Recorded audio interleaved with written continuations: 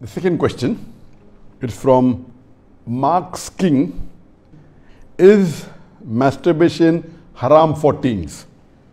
A similar question has been asked. Assalamualaikum, Dr.Zakir Naik. My name is Abdul Ganiyu.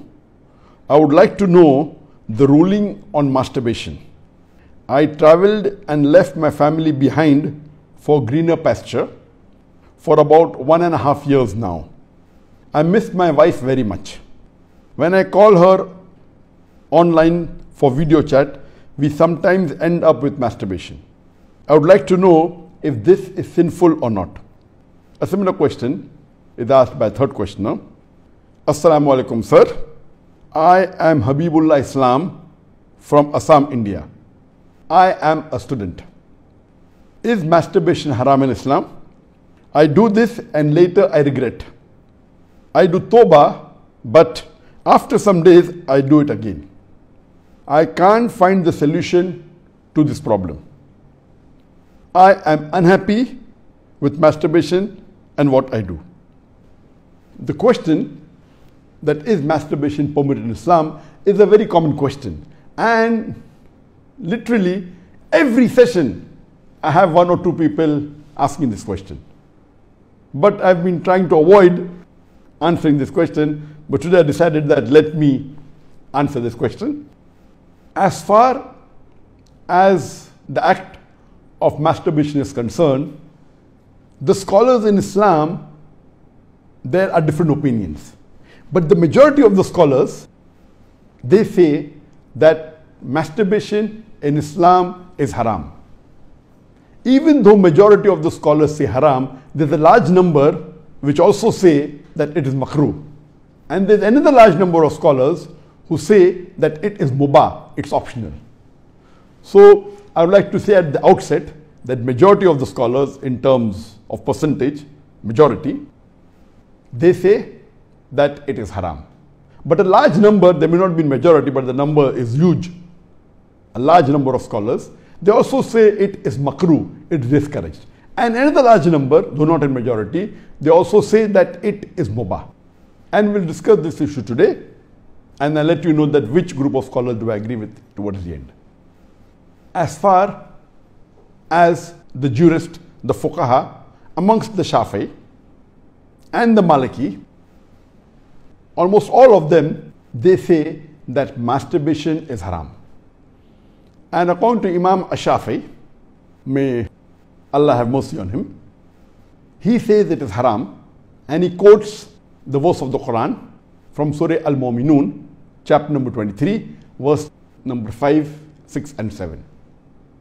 If you read Surah Al-Mu'minun, chapter number 23, verse number 1 onward, it says that believers will eventually be successful.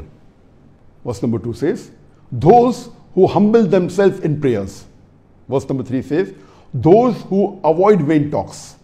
Verse number 4 says that those who do acts and deeds of charity. Verse number 5 says, those who guard their private parts, or those who abstain from sex. Verse number 6 says, except those who they have married, that is their spouses, that is their wives, and those which their right hand possesses. For them, there is an exception. And verse number 7 says that all those who cross these limits, they are transgressors. So here the Quran says in Surah Al-Mu'minun, chapter number 23, verse number 5, 6 and 7, that the mu'mins are those who guard their private parts, abstain from illicit sex, except from their spouses and what their right hand possesses. That's an exception. And all those who cross these limits, they are transgressors. So based on this verse of the Quran, Imam Shafi'i, may Allah be pleased with him, he says that here the verse is very clear cut, that sex you can only have with your spouse and what your right hand possesses, and everything else is prohibited. Now, this verse of the glorious Quran can be interpreted in 2 ways. The first group of scholars, they understand this verse as here guarding your private parts. In Arabic, it means that all types of sexual pleasure. That means all types of sexual pleasures for a moment is only permitted with your wife and what your right hand possesses, that is the slave girl. And now the slave woman has been abolished. So now it is restricted to only your wives. So based on this verse, if all sexual pleasure is only permitted with your wife, then even masturbation is haram. Masturbation is stimulation of your organ, and most of the time it is self-stimulation of your private part, such that there is ejaculation or there is orgasm. But the other group of scholars say that this verse, guard your private parts, it's only restricted to sexual intercourse. So the verse of the Quran actually means that you can have sexual intercourse only with your wife and what your right hand possesses. Other than sexual intercourse, this verse doesn't refer to other things. So if you agree with the second group of scholars, then masturbation doesn't fall under this verse of the Quran. That's the reason the scholars are divided. But if you literally know the verse of the Quran, the meaning, it says, guard your private parts. So, but naturally, there is no explicit verse in the Quran which says that masturbation is prohibited. And what we realize from this verse, it means sexual intercourse. And there are various other verses which have prohibited sexual intercourse with people outside the marital bonds, or if they are not what your right hand possesses, if they are not your slave woman. As Allah says in the Quran, in Surah Isra, chapter number 17, verse number 32, come not close to adultery, zina, or fornication, for it is an evil opening other routes to evil. So based on this verse of the Quran, the other group of scholars, they say that this verse specifically refers to sexual intercourse. That means sexual intercourse is only permitted with your wife and with what your right hand possesses. Otherwise, it doesn't mean other things. So if you agree the meaning of this verse is only restricted to sexual intercourse, then masturbation is not included in this verse. So that is the reason scholars differ. And according to Ibn Hazm, he says that our beloved Prophet has permitted a person to touch his private part. And the hadith, it says touch with your left hand, no problem. It is your organ, you can touch. He also says that it is your fluid, you can emit it if you want. So based on that, he says when the Prophet has permitted to touch your private organ, and that is what you do in masturbation, it is self-stimulation, so surely it is permitted. And masturbation is of two types. One is self-stimulation. The other type of masturbation is your spouse or your sexual partner is stimulating you. And no scholar ever says that your wife or your spouse is not permitted to touch your private part. So based on this, surely the other type of masturbation where your spouse touches is permitted. So when you can enjoy with your spouse touching your private part, then why can't you do it yourself? So based on this, the second group of scholars, which is lesser in number, they say that this verse does not include masturbation at all. It is just talking about sexual intercourse. So sexual intercourse is only permitted with your wife, with your spouse, and with what your right hand possesses. It doesn't include masturbation. So that's how the scholars differ. There is another argument given by the first group of scholars who say that masturbation is prohibited, and they quote the hadith of our beloved Prophet ﷺ, which is mentioned in Sahih Bukhari, volume number 7, hadith number 5066, in which our beloved Prophet ﷺ said that, O young people, whoever has the means to get married, they should get married, for it will help you to lower your gaze and guard your modesty, guard your private parts. And it continues, those who cannot marry, they should fast, for it will reduce your sexual desire. So here, the first group of scholars, they say, here the Prophet said, if you cannot marry, you should fast. The Prophet did not say masturbation. That's the reason masturbation is haram. Now this logic, to say that just because the Prophet did not say masturbate, doesn't make masturbation haram. Yes, what we have to understand from this hadith, that the young people should marry if they can. If they cannot marry, they should fast. That means fasting is mustahab. Nowhere does it mean that masturbation is haram, because it's not mentioned as haram. Suppose if I say that eat date, it's good for nourishment and for energy. And if the Prophet says eat date, that does not mean eating mango is haram. It means eating date is good, it's mustahab. The other fruits become mubah. So it is wrong to conclude from this hadith of Sahih Bukhari that masturbation is haram. It is wrong logic. Because for haram, there should be strong evidence from the Quran or from Sahih hadith. So based on this, the second group of scholars who say it is not haram, they say there is no text at all anywhere in the Quran. This is the only verse which the scholars quote of Surah Mu'minun, chapter number 23, verse number 5 to 7, which they say it doesn't include masturbation. There is no clear-cut evidence. It only speaks about sexual intercourse. And there is no Sahih hadith prohibiting masturbation. There are some daif and mawdu hadith which say masturbation is prohibited, but that is not good enough for evidence. So we come to the second group of scholars and we'll discuss what they say. They believe that masturbation is makrooh. Amongst them is Ibn Abbas, may Allah be pleased with him, who was the companion of the Prophet. There is a person who comes to him and says that I have been masturbating. He says that masturbation is better than fornication. Marriage is better than masturbation. That means the call, the verdict of Ibn Abbas, may Allah be pleased with him, who was a close companion of the Prophet Muhammad, according to him, marriage is better than masturbation, masturbation is better than fornication. Indirectly it means that surely masturbation is permitted, but it is makrooh. The best is marriage. If you cannot marry, then masturbate, because it will prevent you from fornication. So based on this, the second group of scholars who say masturbation is permitted but comes in the makrooh category is Imam Ahmad ibn Hanbal. He is of the opinion that masturbation should not be done, but if you are going to do fornication, then you can do masturbation, and he puts it in the makrooh category. So the Hanbali school of thought, most of them, they say that masturbation comes under the makrooh category. That means it's discouraged. And this is also said by Mujahid. He says that masturbation, it should be avoided, but if it's done to prevent fornication or zina, it is permitted. This is the view even of Ibn Hazm, that Ibn Hazm says that masturbation is makrooh, it's discouraged, but if you're going to involve in fornication, then better do masturbation, it is permitted in such cases. And he says that though masturbation is permitted, it is not amongst the deeds of the noble people. It's not the deeds of nobility. That was his saying, Ibn Hazm.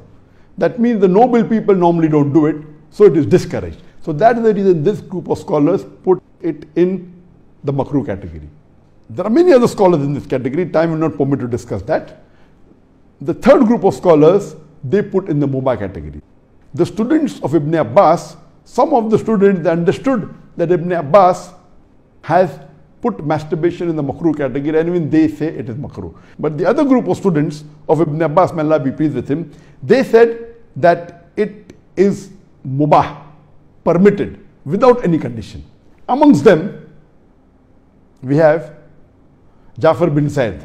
He was a tabain, may Allah have mercy on him, and he was a student of Ibn Abbas, may Allah be pleased with him, and his opinion is that masturbation is permitted, there is no harm at all in doing, it is mubah, there is no sin, under normal circumstances permitted. There is another tabain by the name of Amr bin Dinar. According to him also, masturbation is permitted, there is no restriction, it comes under the mubah category. If you want to do it, do it. If you don't want to do it, don't do it. It is in the mubah category. Even the famous scholar Imam Shawkani, he is very famous, just 150, 200 years back he was there. And according to him also, masturbation is mubah. It is permitted. It is optional.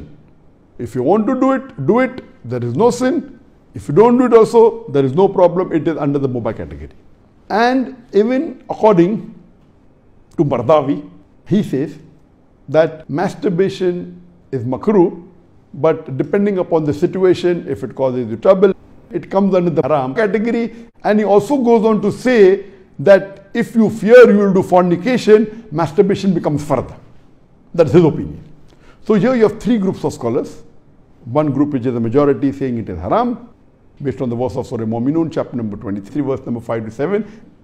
Whereas the second group of scholars say it is makrooh, it's discouraged. And the third group say it is mubah, it is permissible, it depends upon you. According to me, I being a medical doctor, that in our medical college when I did my medicine, they used to say that when you ask a person, do you masturbate? 99% will say yes. And the remaining 1%, they are lying. Anyway, this is just a joke. It's amongst the medical students. It's not a fact. But according to research, today research tells us that amongst the males, 95% masturbate. Amongst the females, approximately 80% masturbate. I'm not saying that it is normal to masturbate, but it is very common. And there is a myth that which is there if you go to some of the Islamic sites, and those who believe it's haram, they say that masturbation causes blindness, masturbation, it causes nervous problem. All these things are a myth. In no way does masturbation cause blindness. In no way does it cause a nervous problem. Yes, if you do excessive masturbation, there can be certain problem, that is excessive masturbation. And even medical science tells us, if you do excessive sexual intercourse with your wife, maybe 10 times a day, even that will cause problem. So excessive anything or excessive most of the things will cause you problem. But normal masturbation medically doesn't cause any problem. If you do masturbation according to medical science, it is normal. If you don't do also, it is normal. But the majority of the people are involved in masturbation. But I'm not saying it is the norm, but I'm saying that majority people do it. So based on what the scholars say and what medical science says, I agree more with the second group of scholars, and I would say that masturbation is makruh. It is discouraged.